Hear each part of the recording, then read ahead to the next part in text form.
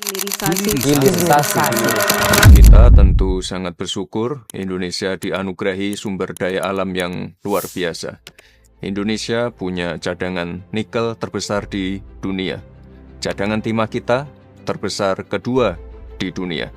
Kita juga penghasil rumput laut terbesar kedua dunia, serta masih banyak lagi. Tapi nyatanya, sekedar kaya saja ternyata tidak cukup. Karena yang menjadi tantangan justru bagaimana mengolah kekayaan alam ini, agar punya nilai tambah maksimal bagi masyarakat. Coba bayangkan, Indonesia sempat menjadi eksportir biji boksit terbesar ketiga dunia.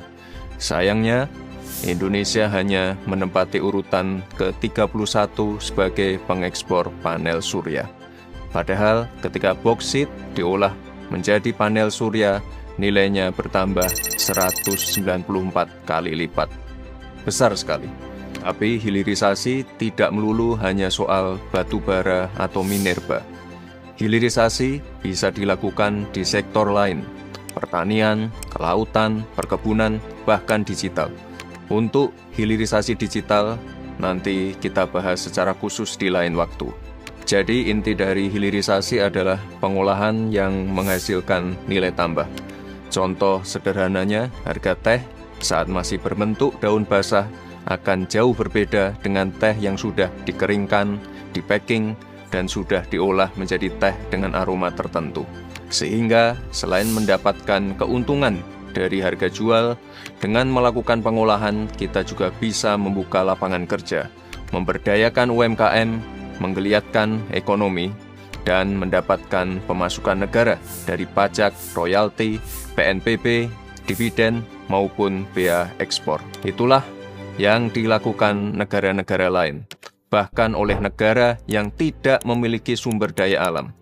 Mereka mengimpor bahan mentah, diolah, kemudian diekspor lagi, termasuk ke negara asal sumber daya alam itu sendiri. Lalu, nilai tambahnya kemana? Uangnya yang dapat siapa? Lapangan kerjanya siapa yang menikmati? Ya negara yang mengolah itu. Oleh sebab itu, kebijakan hilirisasi penting untuk kita lakukan dan sesuai dengan Undang-Undang Dasar 1945. Bahwa bumi dan air dan kekayaan alam yang terkandung di dalamnya dikuasai oleh negara dan dipergunakan untuk sebesar-besarnya untuk kemakmuran rakyat. Ini adalah arah yang saat ini sedang Indonesia tempuh, dan Bapak Presiden Prabowo secara tegas menyampaikan bahwa hilirisasi itu kunci kemakmuran dan harus dilakukan di semua komoditas unggulan untuk kesejahteraan rakyat Indonesia.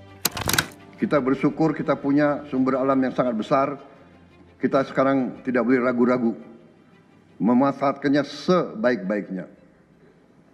Hilirisasi kunci daripada kemakmuran. Segera inventarisir proyek-proyek penting dalam program hilirisasi kita. Proyek-proyek yang vital segera dirumuskan, bikin daftar, dan kita segera untuk mencari dana sehingga kita bisa mulai hilirisasi dalam waktu yang sesingkat-singkatnya. Pemerintah sudah memetakan 28 komoditas unggulan yang potensinya bisa mencapai lebih dari 13.000 triliun rupiah di tahun 2040. Satgas Percepatan Hilirisasi juga dibentuk tahun ini. Investasi juga terus digencarkan. Di 2024, realisasi investasi untuk hilirisasi mencapai 407 triliun, hampir seperempat dari total investasi nasional. Karena untuk mewujudkan hilirisasi, kita butuh investasi dan teknologi. Percepatan hilirisasi memang harus diimbangi dengan peningkatan skill angkatan kerja kita. Kita butuh banyak anak bangsa yang ahli dan terampil di bidang sains, teknologi, engineering, matematika, AI, untuk mengisi posisi-posisi strategis dalam industri ini. Oleh sebab itu, pendidikan dan vokasi terus kita kembangkan. Apalagi Indonesia akan mendapatkan bonus demografi, sehingga ini semua akan jadi langkah besar dalam membuka lapangan kerja. Teman-teman, hilirisasi itu bukan cuma soal membangun pabrik, bukan cuma milik pengusaha elit, tapi lebih dari itu. Hilirisasi itu soal keadilan dan masa depan. Karena hilirisasi yang ingin kita lakukan adalah hilirisasi yang berkeadilan, yang melibatkan petani, peternak, nelayan, UMKM, masyarakat, dan tentunya anak muda. Kalau hilirisasi berhasil, petani bisa mendapatkan harga yang lebih baik, tidak takut harga anjlok saat panen karena industri pengolahan siap menampung.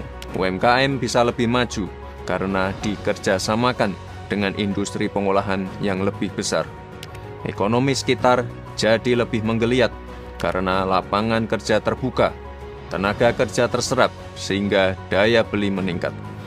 Daerah juga jadi punya sumber pendapatan baru yang nantinya bisa digunakan untuk membangun jalan, memperbaiki fasilitas kesehatan, dan lain-lain.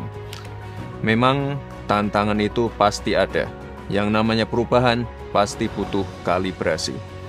Tapi dengan optimisme, kerja keras, lompatan kecil dari masing-masing kita, suatu saat akan menjadi langkah besar bersama yang membawa kemajuan bagi bangsa.